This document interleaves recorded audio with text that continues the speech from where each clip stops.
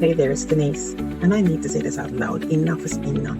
Enough of the stop-start health routines. Enough of the guilt. Enough of the neglecting the temple God gave us. Because life just seems so busy, so stressful, just overwhelming.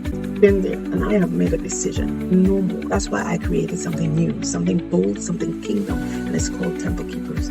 Temple Keepers isn't just a program, it's a movement, a community for believers who are ready to reset, realign, and finally honor their bodies as the temples they are. Not with pressure, not with perfection, but with purpose. And I'm not standing over you, I'm walking with you because I've had to confront stress eating, burnout, mindset battles too.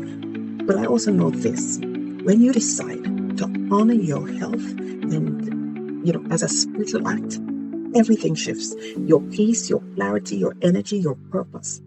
Inside the group, inside Temple Keepers, I have a 7-day jumpstart realignment program, which is about the body, it's about the mind, it's about the spirit. In there, I got guided habits, tools, meal plans, biblical encouragement, live monthly sessions to help us reset and stay focused.